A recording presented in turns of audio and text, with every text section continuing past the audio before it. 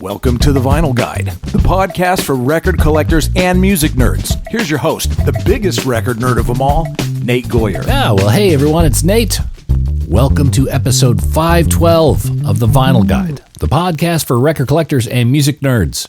And dear people, this week I'm going to be speaking with a gentleman that I think everyone's going to find quite fascinating, especially those of you who enjoy the records, even collect the records of the king of rock and roll, Elvis Presley. We are talking today with Mr. Ian McQuillan, who's a very renowned record collector, lives in Southern California, but travels all over and sells and deals records around the world. He tends to focus quite a bit of his time and attention on Elvis Presley. And actually, Ian goes well beyond the quote-unquote collector status when it comes to Elvis. He's very much an authority on the king of rock and roll and has more experience on the ephemera of the Elvis universe than just about anyone I've ever met. Ian shares a lot of information today on the collectible records of Elvis Presley. We go deep in on the Sun singles, and some of those, man, can go for like $8,000, $10,000, $12,000 a piece, even beyond if it's extra special. We talk about those conditions today. Ian and I also talk about the Elvis market. Why is Elvis still so popular when so many of the other 50s and 60s artists have fallen out of favor? We talk all about the RCA albums, the hyper-collectible international Elvis records. We even talk 8-tracks, reel-to-reels, and more. I had the pleasure of hanging with him on several occasions, including the recent trip to Austin, the Austin Record Show. Ian is a very knowledgeable dude on a myriad of topics, records and beyond. And I think there's very few people on the planet one can share close living quarters and be trapped in a vehicle for 7 days and not walk away annoyed or bored. And I found that very much with Ian. So I think you'll enjoy this conversation today. And by the way, those of you who are around Memphis may be interested to know Elvis Week is August 8th through 16th. Yes, it's already started. But if you're anywhere near there, feel free to join the fun and let us know how it goes. And you can always follow Ian on Instagram at Ian's Music Collectibles. And it's always fun to see what he's up to. And before we start the interview, I got to let you know there's an extended version of this interview up at patreon.com/vinyl guide, an extra 20 minutes or so. And I think if you listen to this, you'll all agree Ian is quite fascinating. So if you want to get more of this conversation, as well as extended and high resolution versions of many Vinyl Guide episodes, as well as helping support the podcast here, please go to patreon.com/vinyl guide. And of course, your support for the show is always appreciated. All right, with that, let's catch up with Ian McQuillan and talk about the collectible records of Elvis Presley and more. Well, this week on the Vinyl Guide, we are welcoming, I'm going to call you an Elvis expert, I guess, Ian McQuillan. Is that how you identify yourself? An Elvis fan. Yeah, an Elvis fan, an Elvis lover. Man, I've been an Elvis fan for, 55 years. Passed down from my mother, who was an Elvis fan. And she was even before Elvis. I mean, when Elvis came out, she was only, 10, 11? Yeah. So we're going to talk all about the rare Elvis records and some collectibles and things like that. And, but to get into it, what was your entry into Elvis? It sounds like it started extraordinarily early. I just mentioned it. I suppose I grew up in kind of a music house from Scottish parents who immigrated to New Zealand in 65 and 64 actually, and then had me. And even as I was 2 years old, I was into this whole vinyl thing, as you probably know. But as soon as I heard Elvis, I just remember Mum told me, Ian used to go nuts. I used to sit you on the potty, little people down under will understand that. I just sit you in front of the stereo again. You could stack up 8 records and that, and just put on the records. And as soon as Elvis came, you were just glued. And the first song, Ian, that I think I remember was A Big Hunk of Love. That you just went and you said you just kept repeating, wanting to play that song over and over again. It spoke to you, and it spoke to me. It's that one spoke to me, and then I got stung after that.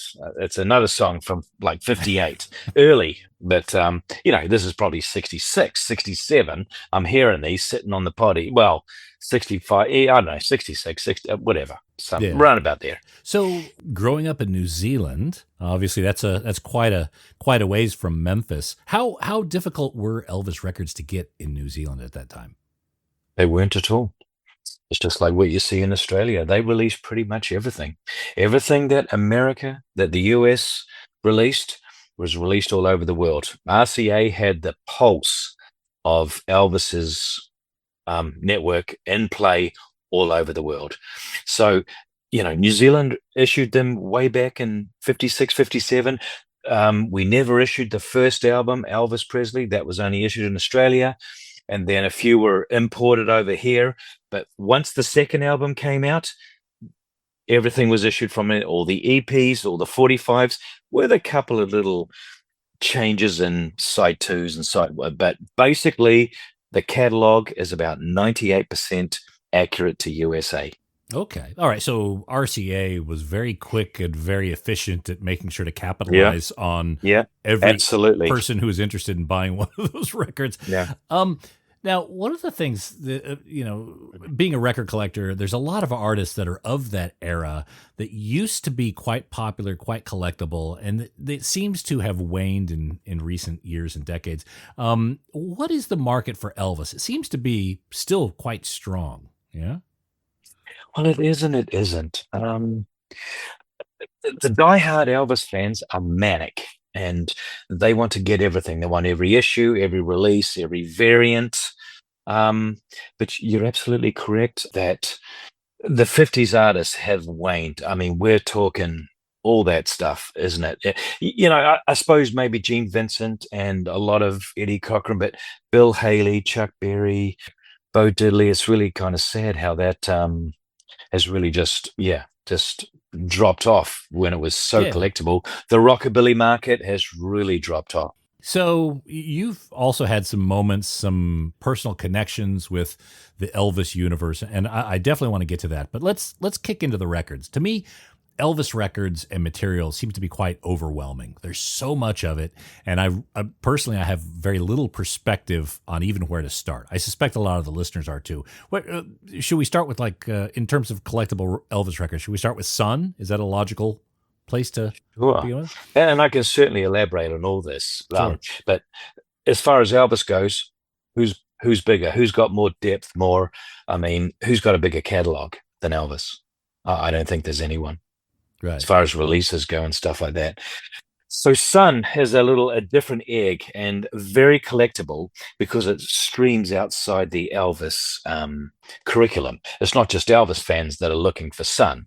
You've got all the rockabilly guys, all the 50s guys, then just people that are collecting records that acknowledge that those records of Elvis is the start of the rock and roll era of modern music, on the charts back then when Elvis came on with that sort of stuff, and even when he just first signed, we've got Hot Diggity Dog by Perry Como, and How Much Is That Doggy, and Doris Day, and so that is kind of the start. That's how they look at it. There's many others, obviously, I know, but that's why those Suns. So and they're collectible today, and very collectible. There's very few official Sun releases. There's 5 records, if I understand correctly. Just 5 45s. And 5 78s. Got it. Okay. All right. Now, in that era, there were no LPs really on Sun of Elvis. It was mainly 45s and 78s. Is that correct? That's it. Okay. Yep. All right. What was kind of the balance between 45s and 78s? Because that was a transitionary period. I would say there was probably, with Sun, there was more 45s done, actually. So, but the 78s carry a premium because out of the Suns, I'm thinking 80% are destroyed of the 45s. But I'm telling you, probably 95% 78s are destroyed just because of the shellac and the brittleness of that. And just, people handling of, 10-inch 78s. Right. But they're still out there to this day. It astounds me how many original 78s of Elvis are still around. I see them at all record shows. It's amazing. Okay. So new copies keep being unearthed or found? Is that Well, not new copies. I'm thinking they've changed hands many, many times. Mm-hmm. And that's just the way it is. And the 45s seem to all change hands. And I think it'd be rare, but you hear of it. Well, I got it way back in 1955 at, whatever. And that's possible. But, they go up and down a little bit. They've really not changed their values probably in 20 years, 25 years. Okay. All right. They're kind of plateauing at the moment. Oh, yeah, it's my opinion. I'm assuming you have them all each format. I've got them all. Multiple copies. Yeah. If a collector out there wanted to get those 5 Sun records, is it difficult to get? No. Okay. No, they're not at all. You just got to pay for them. Right. Okay. Yeah. And then you got to decide what sort of condition you're looking for. And there's a lot of variants too back in 54 and 55. He used several plants, local plants, Memphis plants, Philadelphia, and then at the end he was using Los Angeles. So, and a lot of people like to get all those variants. I'm not too fussed one way or the other, to be honest. But is there one of those 5, either 45s or 78s, that's exceedingly hard to get? Yeah, I would say a 78 of 209. That's All Right Mama, the very first one. That's the Pinnacle one that probably garners at least 100% more than the next one. Okay. So, and if you've got a decent one of those, you're going to get 17 to 2,500 for that in VG shape. If you've got one excellent or better, you're probably 4,000 to 6,000. And if for some reason you've got one that's had minimal play, labels are all clean, who knows? You've got to be at probably 10 to 12 for sure. Okay, that's a 78. Yeah, a 78, and they've sold for that. Okay. I'm giving you real values of what I've seen. Yeah, so. and 45s, how are they compare? Just a little less, and there seems to be a lot more, especially when it comes to Mystery Train. They did those out here at Monarch in Los Angeles, and the rest of them sold $250,000 or around about between 175 to 280. Mystery Train was still being produced after he signed his deal with RCA. So that probably went to $1 million. So that's an easy one to find. That's why you see, Mystery Train around a lot. Got it. And they don't even have the push marks. And so that's around. You pick that up for 300 to 400. The other ones and the other 3, in respectable condition on the 45s, VG plus, they're all at about the 600-700 mark, but that's all right. Still holds at 15 to 2,000. Got it. Okay. 1,500 to 2,000. Yeah. Now, that's the first one. Yeah. So when That's All Right came out, that's Sun 209. Do you know how many were initially made? I would imagine that he was still relatively unknown. He was probably just another artist that took off afterward. But I was curious as to what the expectations were early on. Well, the expectations were good, but the production lines were just in their infancy. And Sam, God love Sam, and I've met Sam, a great guy. He didn't have the capacity to do it, so he just got whoever he could to produce as many as and he was running out of stock all the time. So this is, just to be clear, Sam Phillips of Sun Records. Sam Phillips of Sun Records, yeah. And he used to use the pressing plant Plastics out of Memphis. Is that correct? Plastic Products, absolutely. He also had another Memphis plant that was issuing as well, but Plastic Products is his main. I wish I could show you a photo of that. I just saw it. It's still there. The 2 little aluminium sheds are still there. And I saw them, and they're in quite an area of town. You don't want to, be hanging around too, but they're still there, and they've been closed for decades. And then he used another plant in Memphis as well. He also used Philadelphia, and he may have used a couple more here and there. We've found some other, small runs of different looking Sun labels with different variants, and but legit. And so he just got as many as he could. Then he's running out of money here and there, and royalties aren't coming in. And he did the best he could. He did a great job. But initially, I couldn't tell you. I don't think anybody has those figures. Okay. All right. So it could have been 1,000, a few thousand. Oh, I'm sure he probably, I'm thinking probably more like 20 to 30, something like that. I Thousand. believe in the end, I believe in the end, through it all, over, 4 to 6 months, we're probably, we're close to 200,000. So Wow. those are big numbers. Those are big numbers back then. Oh yeah, and for an artist, when That's All Right came out, Elvis was not tested right. So Not at all. yeah, I would imagine.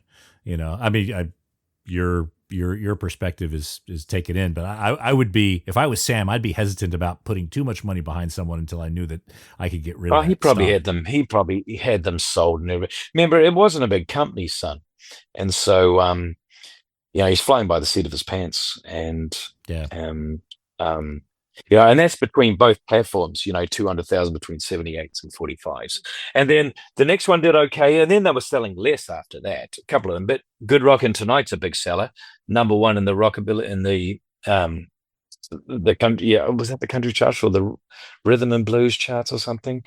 Good Rockin' Tonight was a pretty big seller.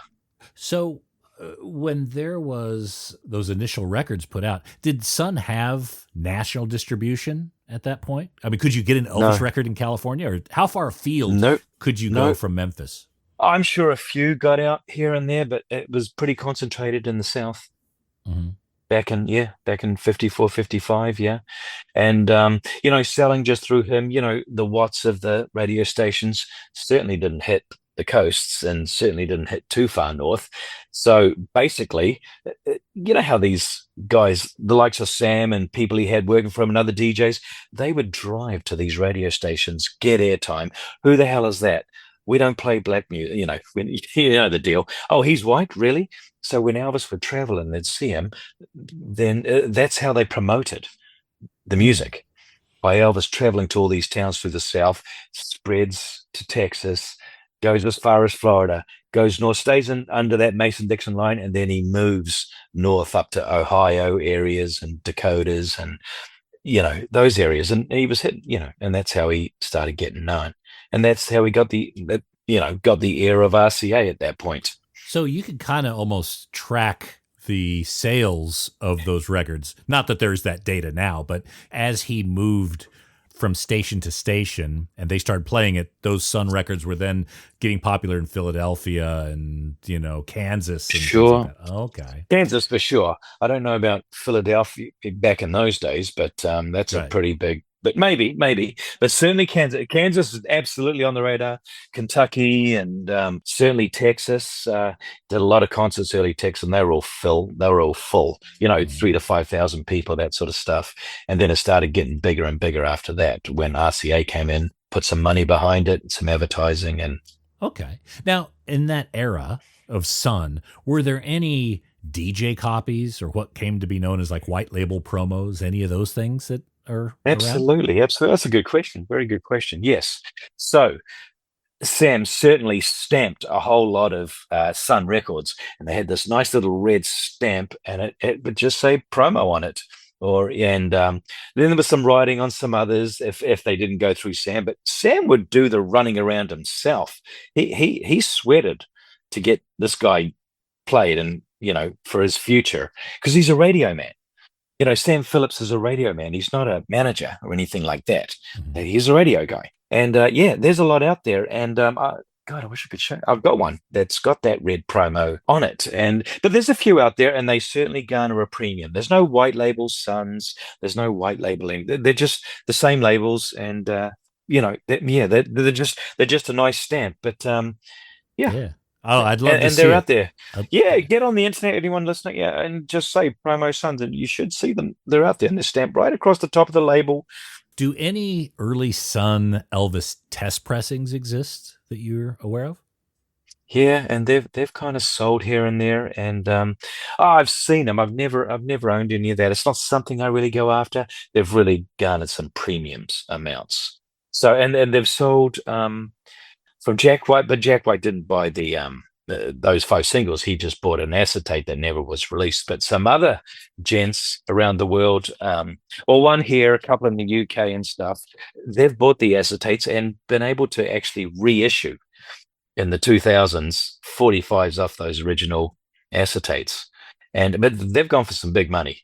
I can't remember the exact amounts, but I'm thinking 20, 25, 30,000, somewhere around there. So there's that Jack White acetate, which I'd love to talk about. What did he my pay for happiness? that? My habit. So it was never issued. That was the one that he did for his mother. I can't remember what Jack paid for that. Was it six figures? The figure I have is $300,000. Oh God, was it that much? Yeah. That's a lot of money. That's a lot of money, isn't it? Wow. Well, Jack can afford it, can't he? Yeah. Good on him. And he reissued it. He's definitely got that collector gene. So the acetates you're talking about are these same songs, maybe different versions of them? Is that I don't believe that. It's a good question. I don't believe they were. I just think they were cut. They didn't do 20 takes back in Sun Studios in 1954 or 55. They just get together, get the sound. They didn't have all the complex engineering rooms or anything back then. Did they go direct to disc, or was there a master tape somewhere in the link? I don't know. I'm pretty sure he went to tape. I know that Sam had tape and all that. So now you're talking engineering stats. So I'm guessing. Okay. Yeah. I don't want to say anything that That's fine. I'll tell you exactly what I do know, but I'm not going to answer what I don't. You're not going to speculate. No, and that's fine because, I'm just trying to ascertain whether a record pressed at Monarch in Los Angeles is going to use a master tape that was used at plastics pressing or something. Or plastic if it was plastic products. Or if it was a needle drop. Yeah. Well, they transferred it all to RCA, and those 45s that were transferred from the old Sun singles sound so much better, if I'm allowed to say that. But they're RCA. But if you go from that hiss of Sun back in 54, 55 and put some professional engineering and transfer with RCA with all the money they have, they are crystal. Put on a Mystery Train Sun, and then put on a Mystery Train RCA, and it's night and day. The mono, the high fidelity on the RCA is just crystal clear, silent, and acoustic. Just Elvis just comes through. Terrific. Those are the ones to go for. Those are the ones to buy. So. Okay. All right. So Suns are unique. They're interesting. They're a part of history, but really what you want to do is get one of those RCAs if you want a player. Absolutely. So starting and after the transfer of Elvis in November 55, they reissued all that stuff straight away. So all his Sun and some extra stuff that Sun didn't. And they sound great if you've got, and it's amazing how there's still so many beautiful near mint copies out there, and they do sound good. So let's talk a little bit about that transition, because when RCA got the Elvis bug, they got the rights. Sun Records still had stock, had inventory they needed to move. What do you know about that period and some of the tactics that made those records move? Have you been on the internet, have you? Well, what I know is this. Sam was allowed to sell out his stock. I think he had through the end of January or whatever. There's talk that Sam might have actually jumped on the bandwagon, got a couple of his buddies to produce another few thousand here and there, and he would sell those off. And it's probably true. I mean, it's just something that was kind of done a little bit down there. I'm not saying it's right, but he was allowed to sell out all his stock and everything else. But I think he played that to the real gray area. And well, he absolutely did. There's no qualms about that. From what I know and people I've spoken to, and I certainly know all the biggest Elvis collectors in the world. So, I mean. Okay. Is there a way to be able to tell which records were post-RCA Suns and which weren't? You know what? There is a couple of little variants around it. We haven't proved it. We've just surmised that this is probably January or February 56 and stuff. And I've got a couple of little like mystery trains even that are certainly not made out of Monarch, and people have said, oh, this must be a boot, and I'm going, it's not. These have Memphis pressing numbers on them. This is weird. And I've seen them, and they don't go for anything crazy. I mean, they're out there, but I've seen them. I've seen them recently. Mm-hmm. Okay. All right. So there's the 209 with but the they're not upside down. boots. I know a boot when I see them. Yeah. So, and that's just a pressing mistake. And I think we've pretty much discovered that's not even the first pressings. That was just because of what I was saying. He would just print what he could. Money here. I got $1,800. How many can I get? Okay, you get 8,000. Okay, do that, and then go back and then boom. You think they just go fly off, but they're going to different plants, and it probably got an artist there that's trying to do an artist rendition off the label from somewhere else, and yeah, and all their plates, their different plates get put on top of each other, the printing, and yeah, that was yeah.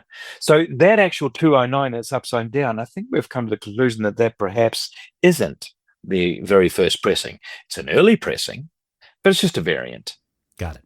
Okay. Do you know which is the first pressing of That's The All Right? absolute, I do. Yeah, I kind of, yeah. What I consider it to be, and Discogs has it right as far as I know. So if you just go up there and, but I think they might just list all the variants, but just, Elvis, Scotty, and Bill type of thing. And I can't remember. A good buddy of mine, we've all got a few little specialties. And I've got one guy who's actually from down under. I consider him to be probably the guy I go to if I have a Sun question. And I would consider myself, I know quite a bit, but he's certainly the guy that's really done his homework. So, and Warren's actually just produced a book. I'm not sure if it's quite out yet, but it's coming out and it's going to have everything. So these records, these Sun records, are very valuable, as you've shared.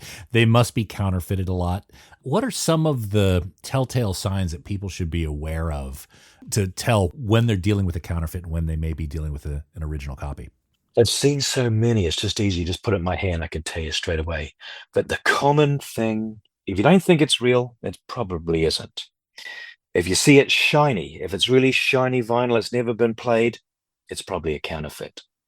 If it has issued 1972, it's a counterfeit, and that was done on purpose because you couldn't find Suns back in 1972, and we didn't have the internet. The availability wasn't there. A big one is the curtain above the top doesn't come all the way to the groove, to the US groove. There's like a gap, and it's just yellow all the way through. The originals, were punched out and they go all the way to the edge. If they're yellow ochre, if they're like a brownie look and not the yellow look, there's a lot of counterfeits that don't juice that nice lemon yellow. Those are counterfeit as well. The push marks, no push marks, anything. Take out the mystery train. There should be signs of push marks on all those other four pretty much. Can you clarify the push marks? What do you mean by push marks? So those are in the press. Those are in the pressing plant when they clamp down. It was just that plant characteristic that showed those push marks. Okay, so it's kind of the and raised they're part. in a triangle. They're in a triangular fashion as well. And but the triangle part isn't top side. It could be anywhere on that label, and you'll see it. And it's so there's some counterfeits been done that have recreated those push marks, but they're very obvious. So Right. I mean, you can tell from the pressing plant. So going off of Sun for a bit here, what are some of the other highly collectible Elvis records outside of those five? Well, there's a lot. Let me segue if I could. It's like a lot of people don't think Elvis is collectible anymore. And you know what? He might not be as much as he did because there was so much released. And I tell you what, when he died, the world just released a million things and they were able to do whatever they wanted to do. Creator says, just get the money machine going. You go into a lot of record stores around any nation, but I'll just say this nation, and they have Pickwick Records, Camden Records, or Moody Blue vinyl, and they just look at me or look at you and go, well, Elvis didn't sell, I didn't even buy it. Because they've got that sort of stock, and nobody does want that. Those are $2, $5 records. He's got them priced at 10 or 5, and they don't sell. But you take his pre-Army Day ones, those albums, in order, Elvis Presley, LPM 1254, LPM 1382, the second album, Loving You, in Creole, for LP fans only, and A Date with Elvis. And then there's a Christmas album in between. I missed that. Squeezed in between King Creole and Loving You. And those in good condition still go for hundreds of dollars. And they're hard to find. The LPM 1254 is probably at least a $300-$400 record if it's in VG++ shape. That's the one, the pink and the green. I think everyone probably Yeah, yeah. There's no dark pink or light pink, but yeah, that's the album I'm talking about. Dark pink and light pink is just different printing distributors done at the same time. Hmm. And then there's variants on that. If you can get the very first copy out of Rockaway, with the PD on it, public domain on the one song, just because, then you got a premium. And then there's other little variants here and there. And but I mean, it's a pinnacle of rock. I mean, it's been in every list of top 100 out, top 500, top 100 out, rock and roll rock albums of our time and everything else. And it's one I think everyone should have in their collection. It's a good album. Right. It's a good rock and roll rockabilly album, and it's Elvis raw. It's very raw, with a few Sun songs on, rubbed in. And So he went into the army until 1960. 60 is when he came out. I think he started making the movies. So what you're saying is anything kind of before that seems to have retain a higher collectability. certainly, I'm just saying, there are ones that the people want. Those are the 50s LPs. He was doing movies in the 50s, a couple. There's like 4 or 5 until he comes out of the army. Well, 4, and then GI Blues once he was released. And those albums all in great shape. Go for 100, 150 or whatever. The first 2 obviously are in the 2 to 300 mark, and then you got the Christmas album, which could go anywhere from $3, $4, $5, $600, because the first gatefold. It's the first gatefold, and they're trashed. Sold like a couple of million copies, mate.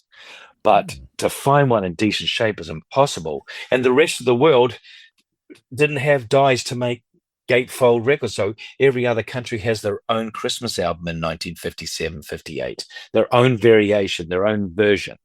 A lot of people don't realize that. And that's why that New Zealand one is worth so much money. That Christmas album, if I recall right, the American version had a little booklet in it.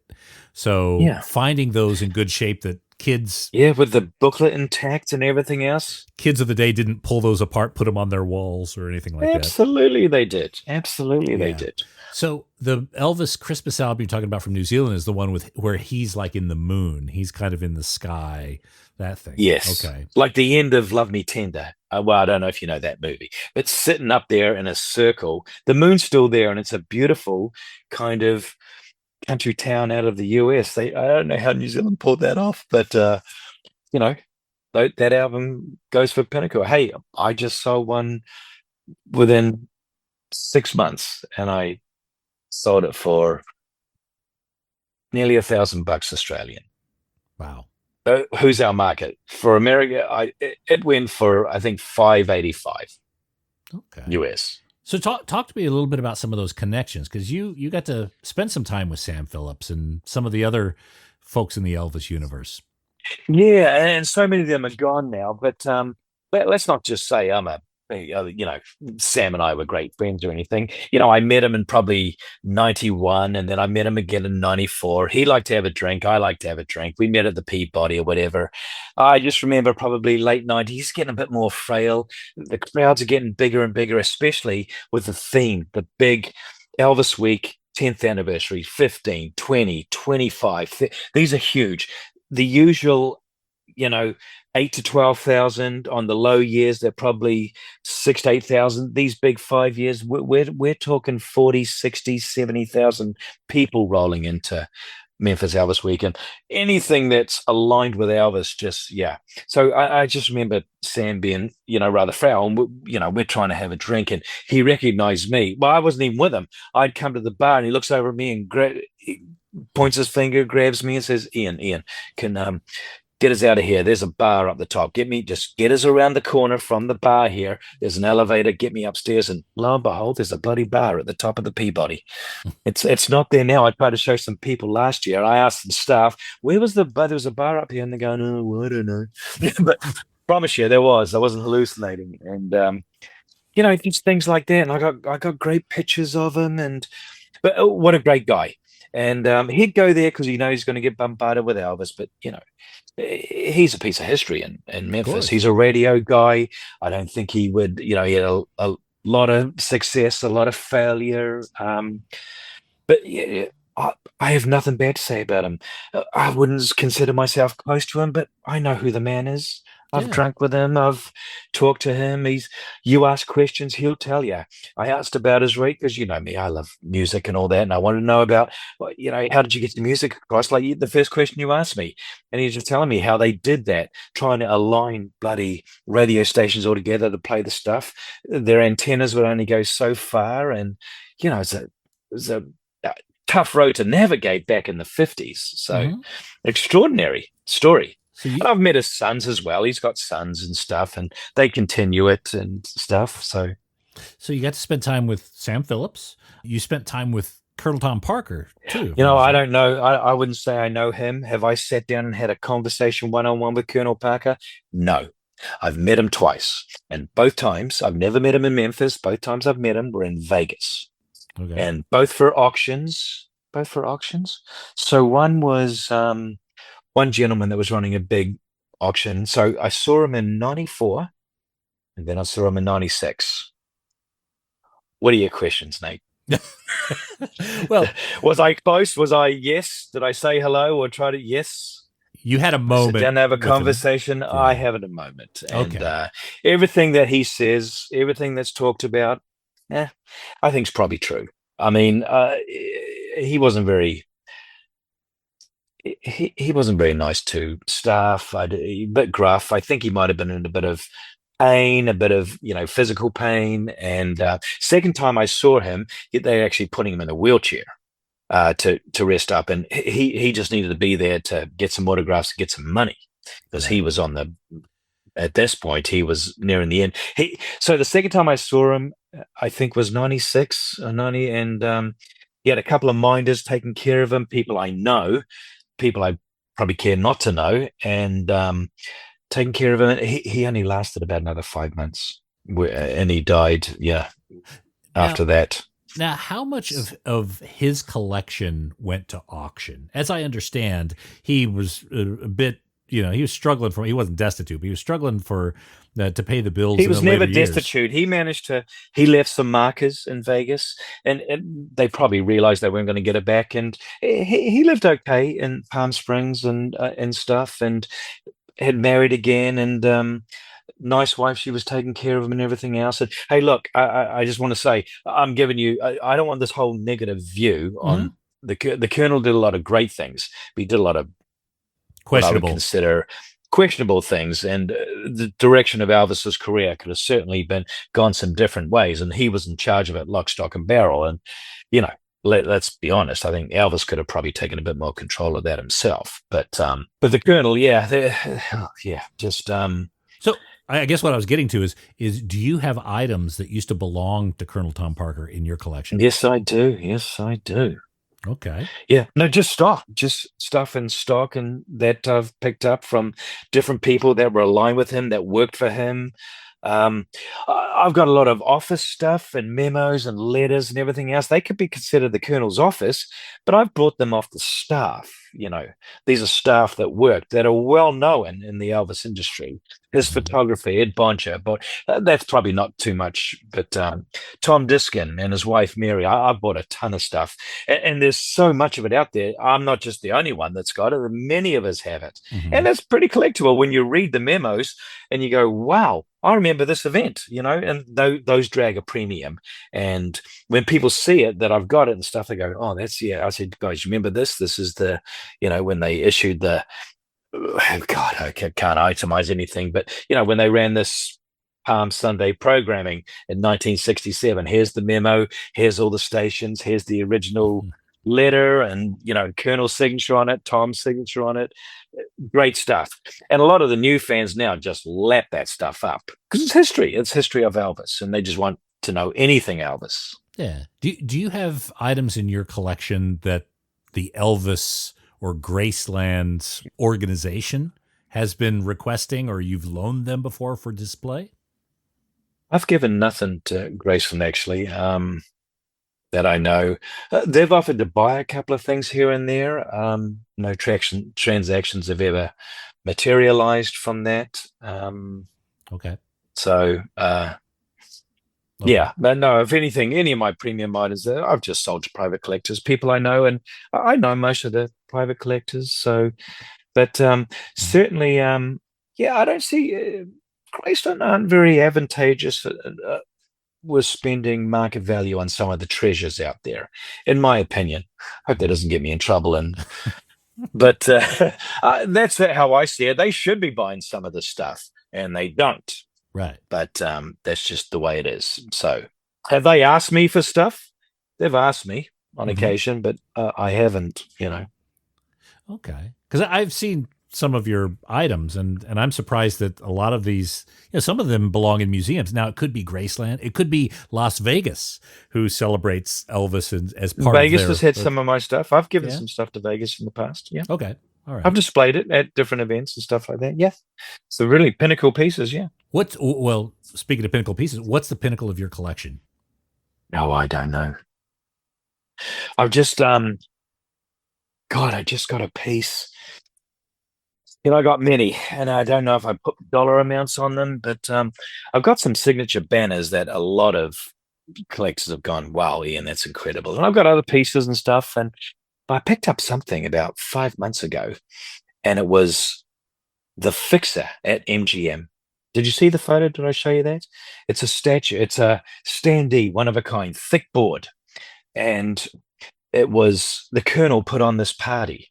And this would be my Pinnacle Colonel piece. Put on this party for the liaison with MGM that took care of the Colonel for the 7-year contract of all the movies through MGM. And the Colonel got the MGM seam in the middle, had a picture of Elvis from GI Blues on it. Elvis showed up to the event, and this person's family, this is Howard Strickling, who was like a Mannix, like a what was that guy Mannix, like a fixer. That's how they did stuff back then. And then he would liaise and make sure the Colonel's taken care of. The Colonel would take care of, him, and did this party. I've got pictures of Elvis with this family. I've got pictures of Elvis by the standee, and it's a one of a kind. And that was buried. It's been buried for 40 years until the family just sought me out, got my name from somebody. I made a deal with them, and incredible piece. It's on my Instagram page and stuff, and I'm keeping it. I'm not doing anything with it, and I've heard nothing from Graceland or anything about it. So I'm just happy to have it. But a lot of people have seen it. I'm happy to show these things off. I want them to be seen. Been sitting in someone's wardrobe. I've been sitting in this guy's wardrobe for years and years and years. Huh. So, and then I find it incredible. So people can I'll see it. I'll send you a picture of it. Yeah, I'll see it. Yeah, it's on my Instagram. It's down there. You'll see it. Elvis and GI Blues. Okay. And Ian's musical at Ian's Music Collectibles. Is that right? At Ian's Music Collectibles. Yeah. At Ian's Music Collectibles. Yeah. What's the most incredible Elvis item you found in the wild? I mean, that one someone sought you out to. No, I've found. Yeah, I've got some horror stories. I'd honestly say my 78 of That's All Right Mama is my Pinnacle piece. I think that's a treasure. I mean, look at the event that Elvis has nothing at this point. He's just getting going, and I've got one in excellent shape, and my colleagues and everyone else that I've showed it to, I'm happy to show it to them. And I've put it on Instagram, I've put it on Facebook, and they just go, "Oh, Ian, that's just incredible," and that just makes me feel great. I'm not selling it, or at this point, it's mine. I'd be like going hot naked of my Elvis collection. I would never get rid of that. I mean, that's just a Pinnacle piece. And but in the wild, I've found some amazing stuff in the wild. Oh my goodness, too many to. Mate, Nate, I've been doing this hard for 30 years. I've been a fan for 55 or more. God, I just turned 60. You know that. So it's like, just. There's got to be something that you think about. It's like, I'd love to relive that day again. I hear horror stories when I've gone to estate sales and watching a guy break a That's All Right Mama right in front of me, and everyone else to go, "Okay, well, nobody gets it now," and just drop the bloody thing.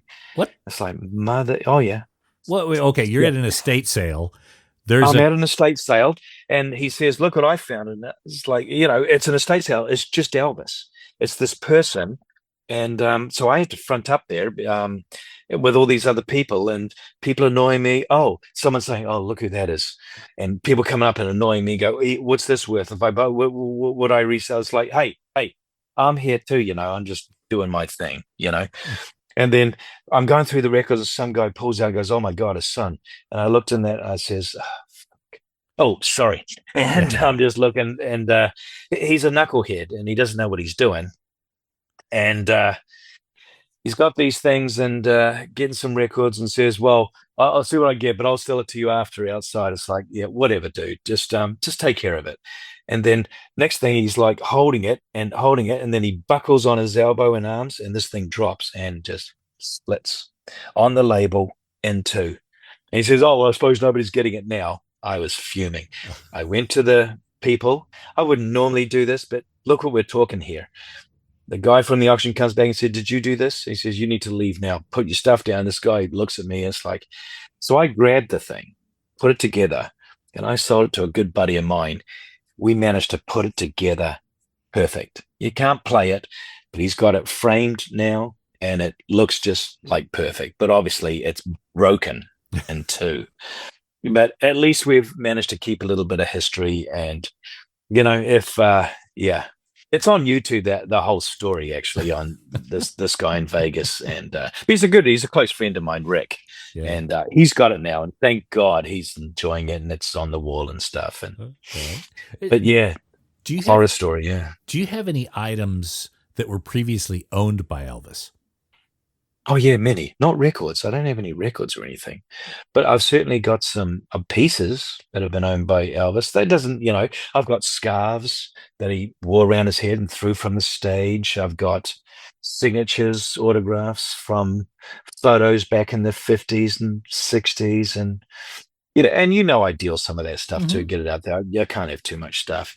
But actually owned by Elvis. I've had them and I've let them go. I'll be honest with you. That doesn't mean if...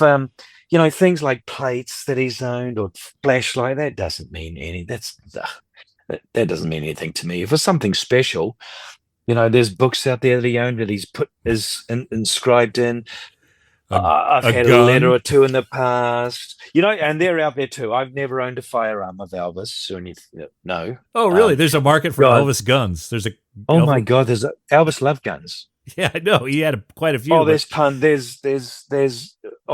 multiple guns out there.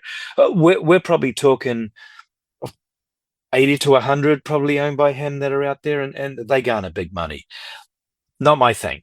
Yeah. But Elvis loved them.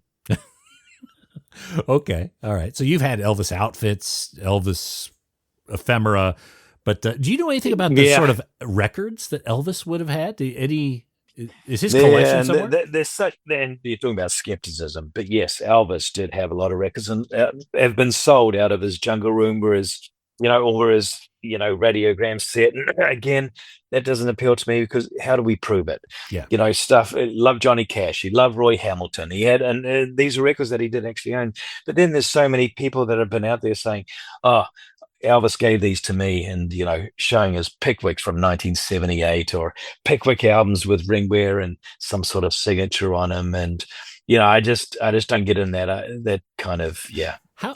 So no, but they are out there, and I think they've garnered some good wages. Owned by Elvis, that would be something that's out of my not interested. How tricky is it to obtain or authenticate an Elvis autograph? He signed a lot of things, it seems.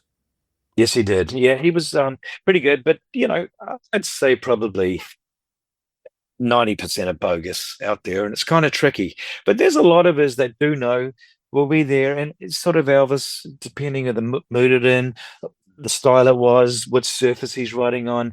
It's tricky. You got to see the story for what it is, and understand the fan. Understand there's just a lot of intangibles. But there's a few people that claim that they know a signature and all that, and they don't know jack. And a lot of the auction houses, most of them that I see and other people see, we know they're hopeless, because I can get a general feel for it. I wouldn't consider myself an expert on a signature. But I can get pretty close, and then I investigate the story and everything else, and I see where it's coming from as well, and who it's been obtained by, owned by, and the provenance, and everything. Yeah. Yeah, absolutely. And then there's a lot of good people in the Elvis industry here, in the collectible, but there's a lot of shysters as well. Oh yeah, it's a very quick way to take something that's sure pennies and make it hundreds of dollars. Oh yeah. and there's people lining up to do it, to take it as well, which is sad. So going back to records, and I know we talked quite thoroughly about the Sun records. Is there an Elvis holy grail for record collectors, perhaps outside the Sun records? Sure. There's a few.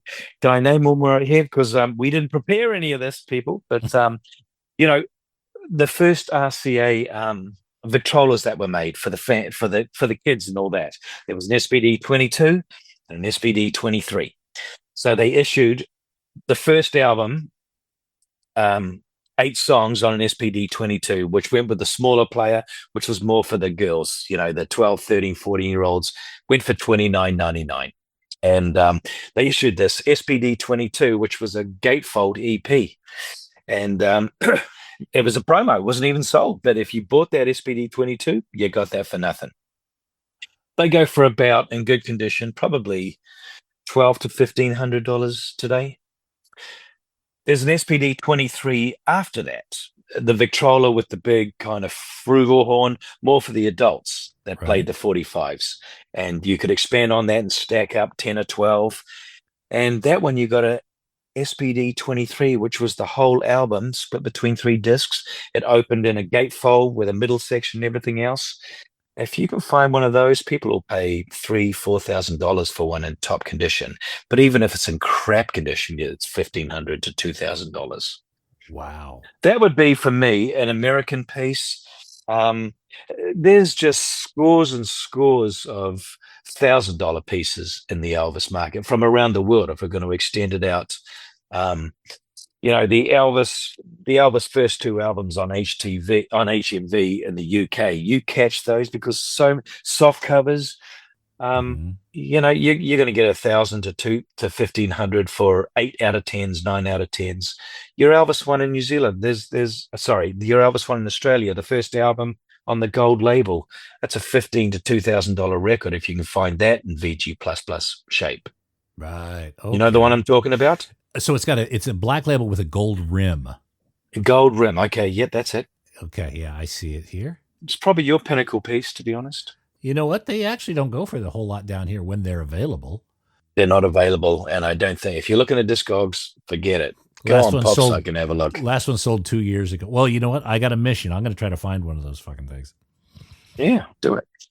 So, and the Moody Blues, all after he died, essentially Moody Blue came out on black vinyl, then went to blue vinyl, back to black. But the guys in the plants here made up a whole bunch, like 50 to 75 of red, gold, green, white, and then a small amount of purple, which go for a couple of thousand. Splash vinyl ones go for these are the first splash vinyl out there before the picture discs even came out. Probably, they'll go for 3,000. They're novelties, but they'll go for that kind of money. Now, we talked a lot about records. What are some collectible Elvis? Are there collectible Elvis 8-tracks, reel-to-reels, other formats?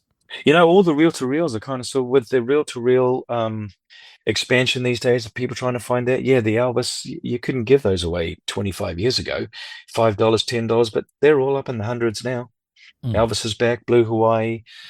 Yeah, all the way to the end. Aloha, probably a couple of $100. 8-track, no.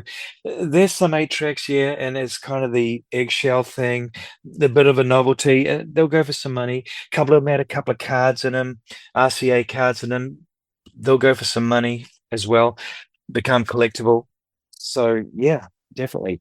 Cassettes even will sell. They don't go for big amounts of money, but the cassettes are even selling at the moment. If you're willing to sell them at a price to sell, they'll sell. Do you have any opinions or recommendations if people are going to get some Elvis reissues? Which ones are the best sounding ones, or which ones to start with? Well, Mobile Fidelity's brought out some. There's a label that's been issuing basically for the fans. It's called Follow That Dream label. So if you're listening, go looking for Follow That Dream. Very well done, and they're added takes of all his regular albums and some different things put together. And they're issued by BMG, RCA BMG, issued in Europe, and the small numbers garner crazy amounts of money.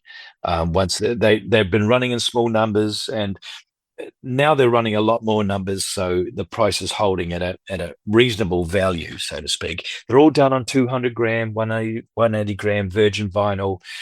Sound terrific. And so that would be one thing if you were looking for some of the issues. But if you're just looking for regular stuff, if you can find the old RCA in great condition, stay away.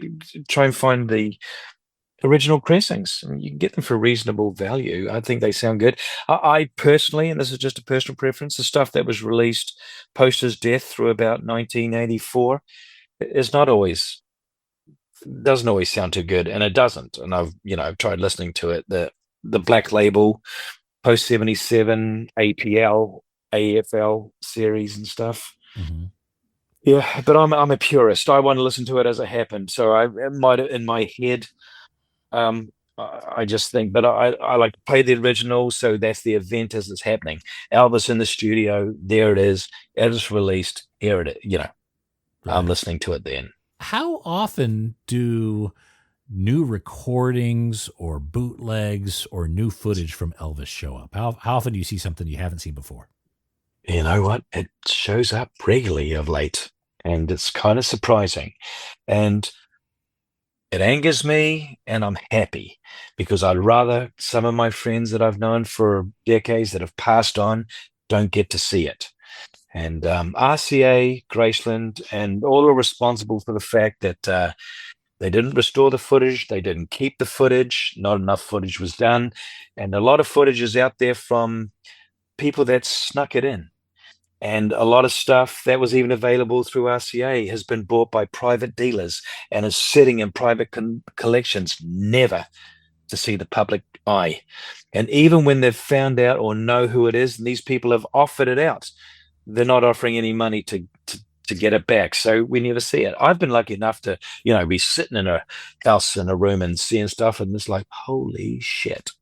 Mm-hmm. And they're telling me, Ian, yep, nobody's ever seen that. From Long Beach, 1970, I'm going, holy shit.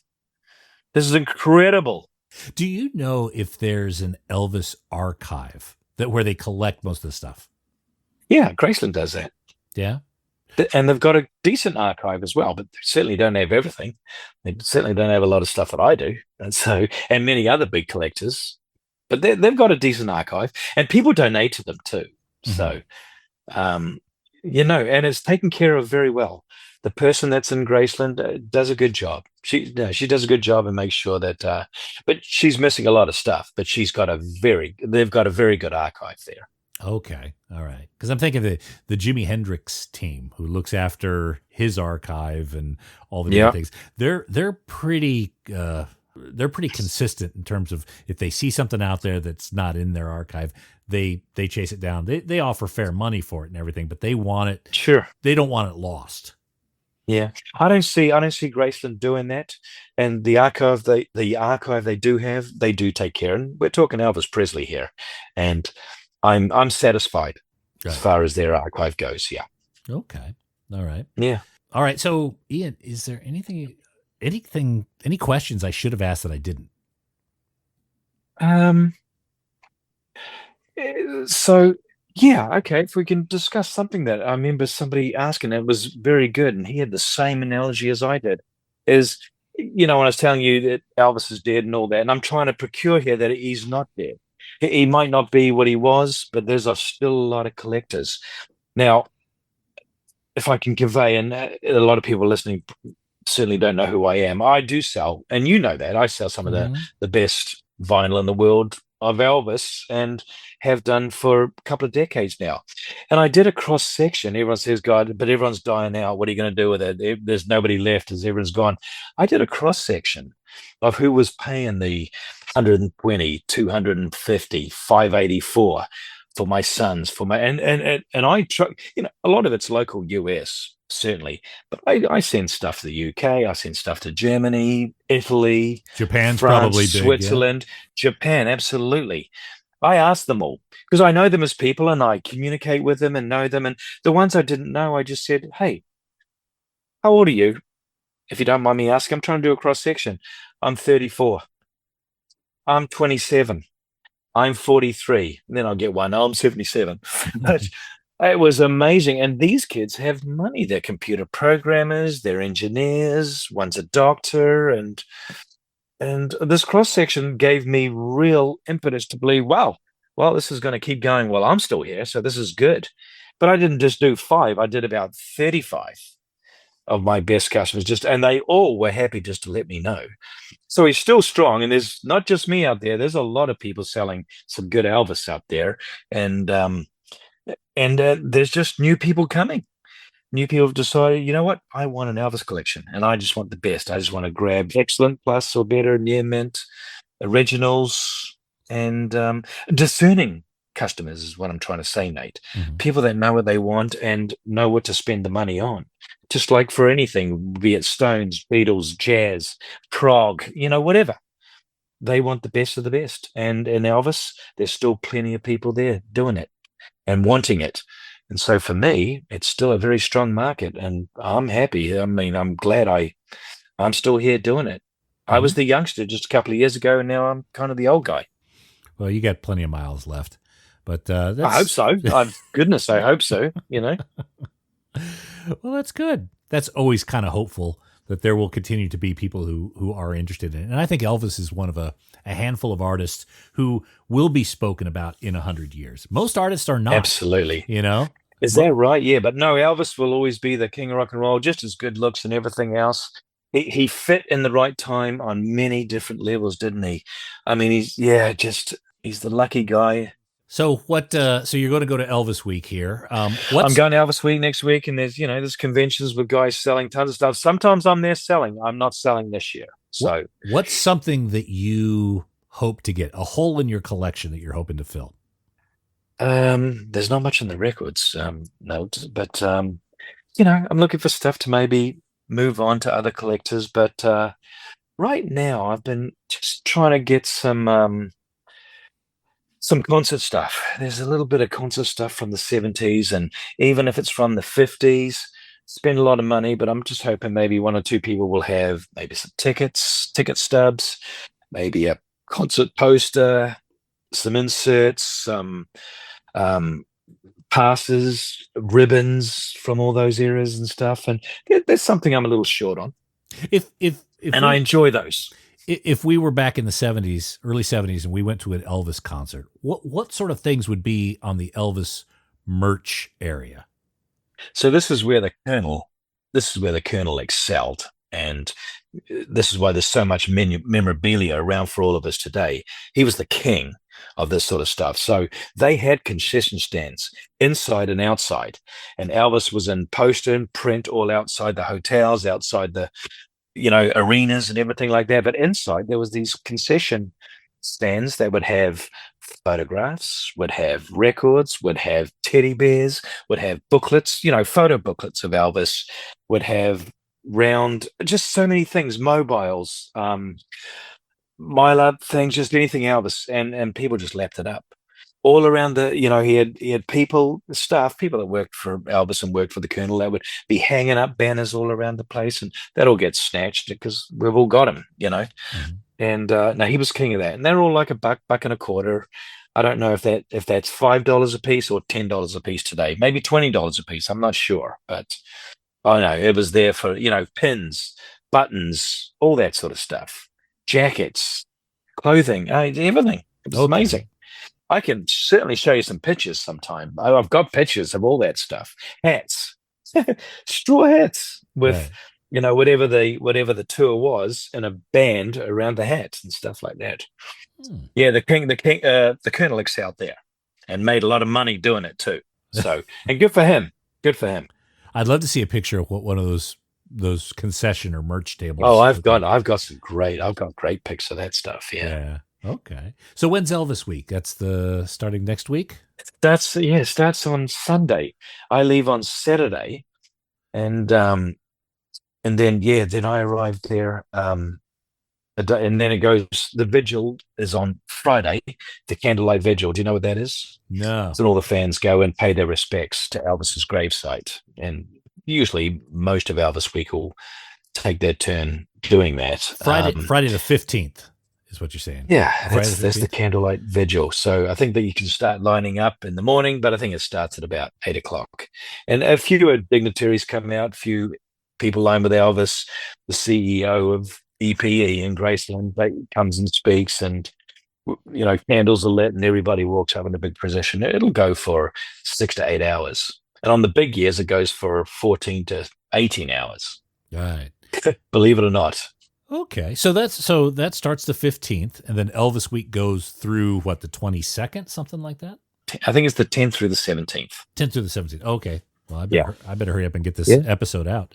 All right. Well, Ian, thank you so much. This has been quite an education, especially for someone like me who's kind of very, I don't know a whole lot about Elvis. So just kind of understanding that lay of the land. And at least I know what to look for now if I'm digging through a pile of records.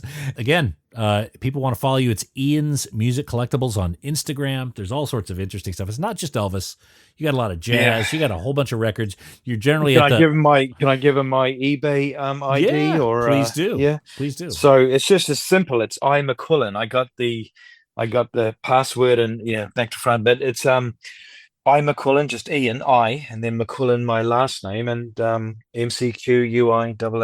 and I'm also on Discogs as well and you'll see other stuff there, but there's a lot of Elvis there, and any questions, just feel free to ask. I hope I gave enough of. We only touched on everything. There's so much with Elvis, and but I hope I answered some questions. And you asked some great questions there, mate. You did your homework there. I mean, good. So yeah. Well, you spent a lifetime collecting this information. We only had about 60 minutes, so we had to hit the tops of the waves. But that's good. I think it gave everyone a good idea, at least a good starting spot, and some interesting history there. So thanks again, Ian, and you're welcome back anytime. Once you unearth more of those rare records, feel free to come back on, and we'll look for you on Instagram. Yeah, no, I'm happy to. No, and thanks. Always happy to share with you, Nate. So thank you, and thank you, everybody.